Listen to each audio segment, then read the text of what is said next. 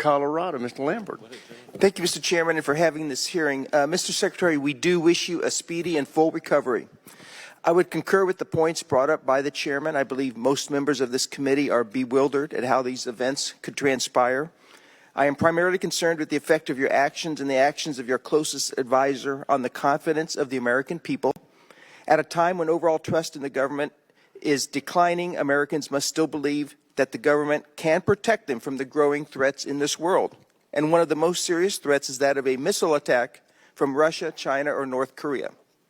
I chair the Strategic Forces Subcommittee and am charged by the chairman with the oversight of our entire nuclear arsenal, including the command and control of our nuclear forces.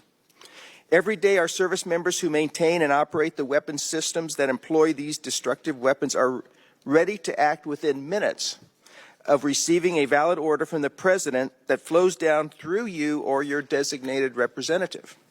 Today, many on this dais will speak about disruptions in chains of command. I will say that the most dangerous chain of command to break is that which communicates orders to our missile silos, ballistic missile submarines, and strategic bombers. We will only deter attacks on our homeland if our adversaries are assured that we are capable and willing to respond in kind, massively, if necessary. Not only is our homeland threatened by adversaries' ballistic missiles, but will increasingly be threatened by hypersonic missiles. So all of these attacks are a matter of minutes, not hours. We can't afford to have the continuity of our nuclear command and control fail for even a minute. My district of Colorado Springs is home to the Cheyenne Mountain Complex, which is the primary site of our Missile Warning Center. The Missile Warning Center maintains an unblinking eye that buys the President and the Secretary of Defense critical minutes. In a crisis, they initiate the conference between the National Military Command Center and those in the chain of command. So, Mr. Secretary, my question is, when did the National Military Command Center become aware of your hospitalization?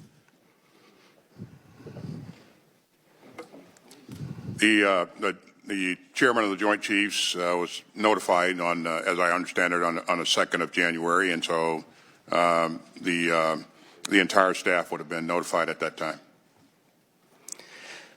Was the Military Command Center informed that the Deputy Secretary of Defense had authority transferred to her? When the transition takes place, there's a message that goes out to all of the key stakeholders, and so yes. Yeah. And when was that message sent out? 2nd of January. The 2nd of January. Yeah. Was there we talk about seamless. It sounds like there was a gap between the 1st of January and the 2nd of January, or am I mistaken? No, the 1st of January, while I was in the hospital, I could still, I still had the ability to access communications, and so I retained the responsibilities. On the 2nd of January, as I was admitted to critical care, it was determined that I would not have access. My communicators would not be able to provide timely access to communications for me, and so the decision was made to put the process that's in place in play. So. Okay, thank you, Mr. Chairman. I yield back. Chair, I recognize the gentleman from California, Mr. Garamendi. Thank you. Just a very quick summary of the law. If the President decides to launch nuclear weapons, the Secretary of Defense is not in the loop, which probably ought to come to our attention. Maybe we ought to make sure that the Secretary is in the loop, but by law he is not. With regard to the really important issues that face us, Mr. Secretary, we wish you well on your cancer treatment and your return to full health. You have an extraordinary service record. We note, if we care to understand, that it was your work, together with the President's, that assembled the support in Europe, NATO and the European Union, necessary for the Ukrainians to receive the support necessary to repel the Russian invasion. And you continue to do that. And I thank you for that extraordinary work. I will note that while we are spending our precious time, at least I think it's precious, on taking you and the administration to task, we are failing in our responsibility to fund the Department of Defense. We're now 5 months late in the appropriation process. It is the responsibility of the Congress to provide the appropriations, and we are not doing so. We're on our 4th or 5th continuing resolution. We are derelict. Not you, sir. It is the Congress of the United States and the leadership in this House that is failing to meet the national security needs of this nation. In the appropriation process, October, November, December, January, and February have passed, and we've not done our work. And we're spending our time here taking you to task. That's wrong. We're failing. Let me put it this way. The leadership in this House is failing. We have a supplemental appropriation, absolutely necessary for the defense of Ukraine. That has been languishing for months. The Senate has acted. This House and the leadership of this House has not acted. Is it that we are abandoning Ukraine? Is it that the Republicans in this House want to take responsibility for Ukraine's defeat? Apparently they do, because they are refusing to provide the necessary funding. Humanitarian aid, Israel, the replenishment of our arsenals, all are at risk because this House has refused to take action. Mr. Secretary, it is not you that are the problem. It's not what happened in your health emergency. That's the problem. You've laid out clearly that that has been resolved, that standard operating procedures were followed and will be even more so in the future. Thank you for your testimony, and thank you for putting that in place. When will this committee actually stand up for the defense of this nation? When will my colleagues on the Republican side of this committee find the courage to get the job done? 5 months have passed. The dereliction of duty is not yours, sir. The dereliction of duty is right here on the dais. Mr. Secretary, 17 seconds. If you'd like to comment on the necessity of getting the job done, please do so.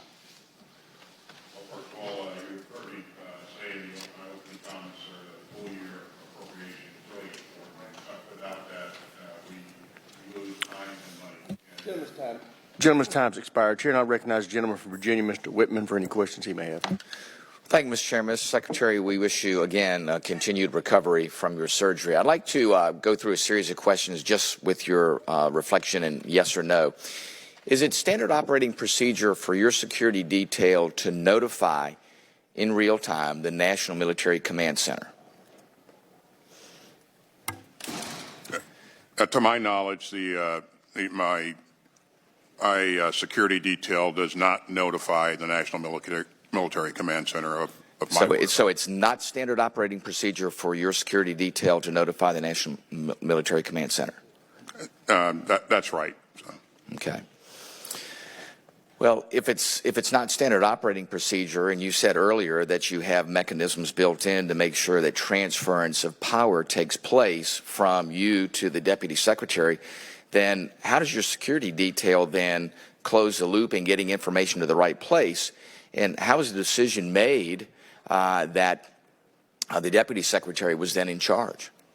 Well, the decision is really about whether or not we've reached a point where, I don't have the ability to continue to perform my duties because of lack of access to secure communications for a period of time. And that triggers the process that's established being followed, and that happened pretty quickly, and I think that they made the right decision. So if it's not standard operating procedure then for your security detail to notify the National Military Command Center, which is the nexus for how information gets to the right place, so when issues of national security come up, the White House is informed because it's the National Military Command Center who's in charge of informing the White House.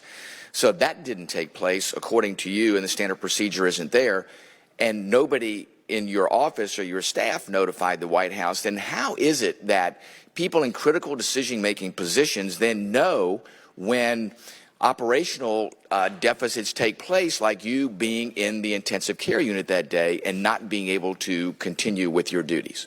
Again, by law, if I don't have the ability to execute my duties because of any reason, and in this case it was because of lack of access to secure communications, by law, the deputy assumes the roles and responsibilities. Listen, I understand the law. The law is clear. But the law doesn't assure that there's continuity in operations and that people in critical positions know the current situation. So if something happens, the right decisions can take place in real time. The Deputy Secretary is in Puerto Rico. While she may have been advised or notified of a transference of responsibility, she stayed there. And it was a matter of if something really happened, was she in the right position to be able to do that? If the White House didn't know, the National Security Advisors didn't know, people in positions that would need to make decisions in case of, and we're glad that something didn't happen, but in case of, if that information isn't transferred, then there is indeed an issue of national security. As I stated, there was never a lapse in authorities or command and control. And again, when the transfer is made, a message goes out to all the stakeholders that the transfer has been made, and so the communications specialists are positioned to route any incoming communications to the deputy that would have come to me. So, is it not correct though that the president should have known, that the National Military Command Center should have known, that the loop should have been closed, and making sure that everybody knew? The standard operating procedure should be that your security detail notifies the National Military Command Center. The Joint Staff Chairman did know on the 2nd of January, and Gentleman's time's expired. Chair, and I recognize the gentleman from New Jersey, Mr. Norcross.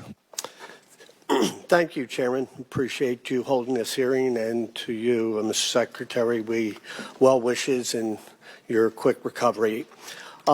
You've stated publicly that it could have been and it should have been handled better. That's clear. The 30-day review has been concluded. There was a number of recommendations which you have publicly agreed to implement, and you went further to talk about the Inspector General is also conducting that, and we look forward to it. And there should be a robust discussion. What there shouldn't be is partisan bickering and is trying to turn this into a political football. The idea of command and control of our military, of the defense of this nation, is of the highest priority to the men and women who serve here in Congress, those who wear the uniform, and certainly to every American who cares about that.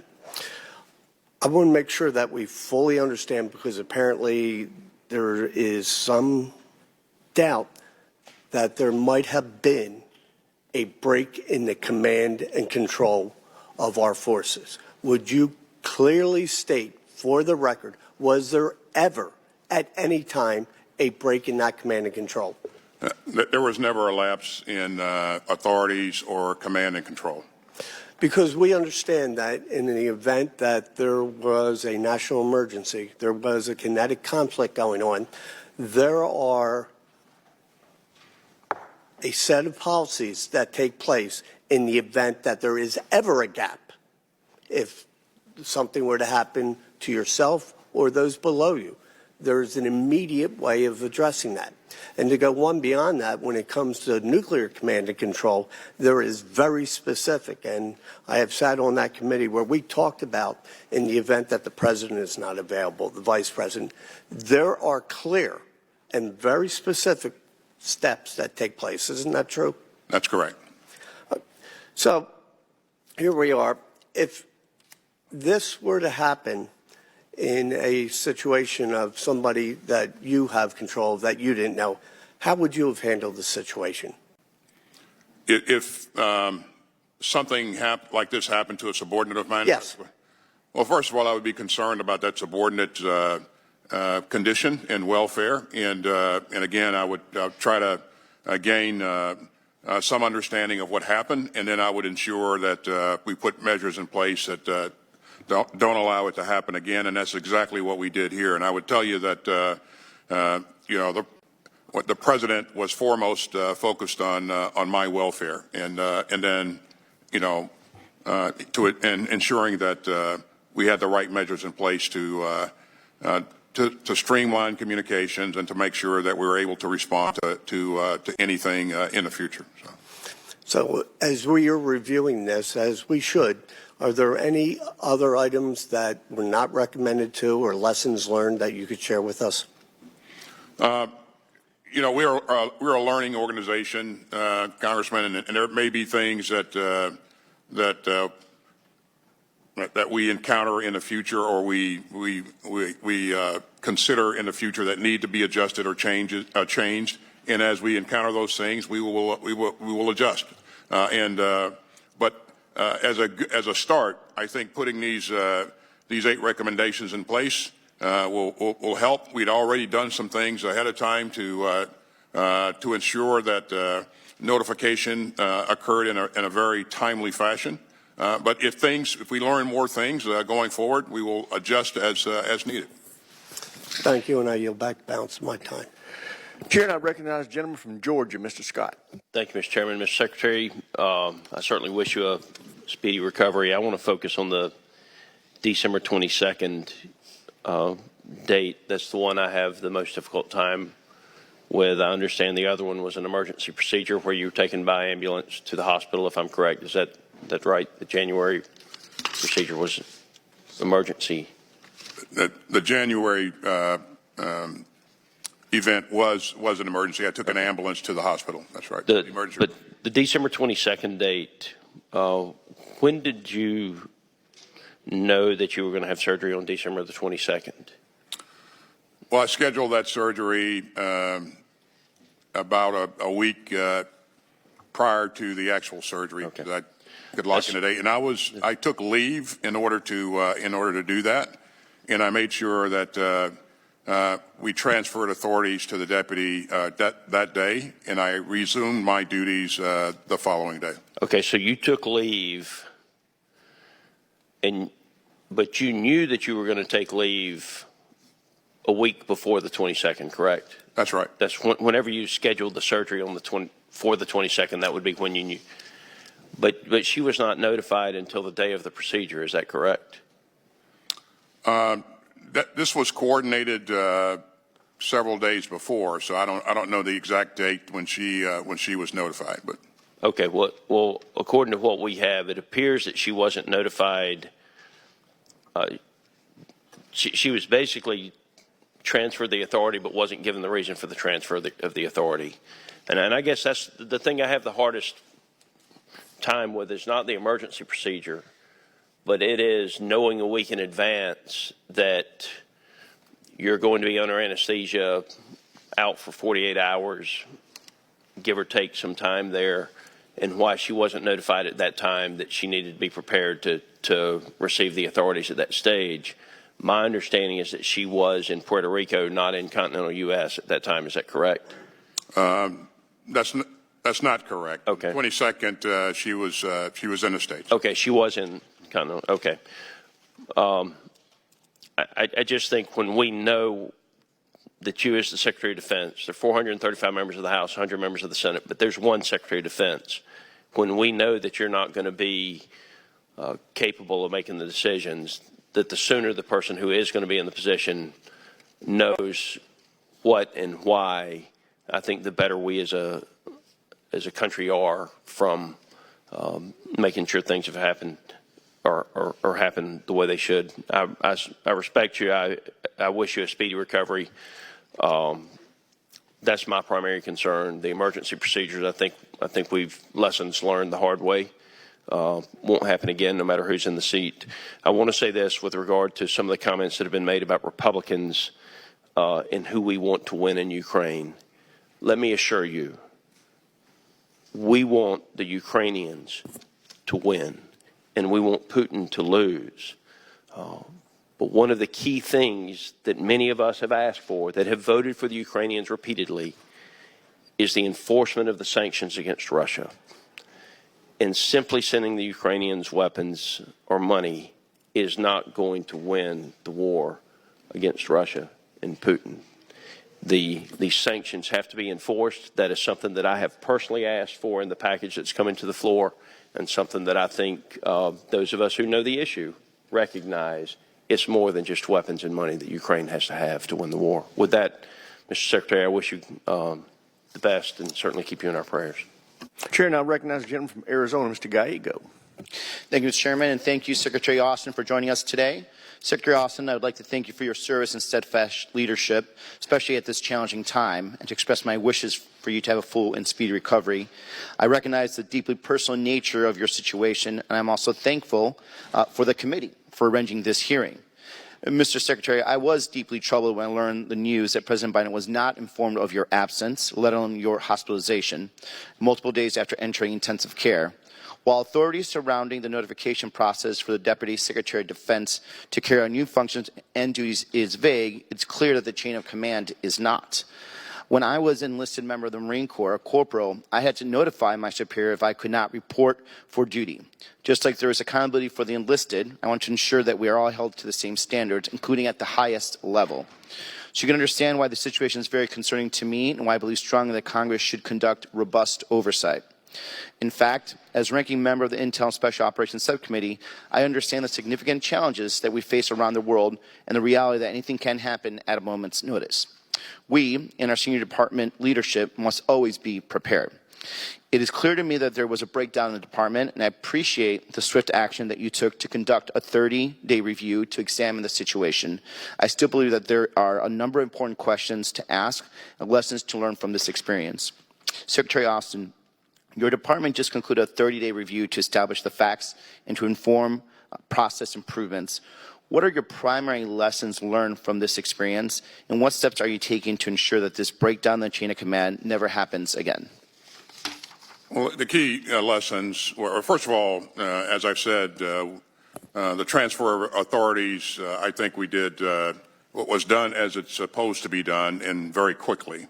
What was not done right was the notification of key leaders. And so the lesson learned is that everyone in the environment and the process needs to have a clear understanding of what steps to follow for notification when things happen. And so the processes that we put in place ensure that that understanding is there, and that when something happens, that notification takes place in a very timely fashion. And just to follow up, Secretary Austin, in terms of the transferring your position as authority, do you believe that there's room to grow in that area, just to make sure it's smoother and less opaque? You know, I believe that there are things that we can do to make sure that the reason for the transfer of authority is crystal clear to everyone, and the steps that we've taken, the things that we put into place, ensure that there's written notification of why that transfer authority is taking place.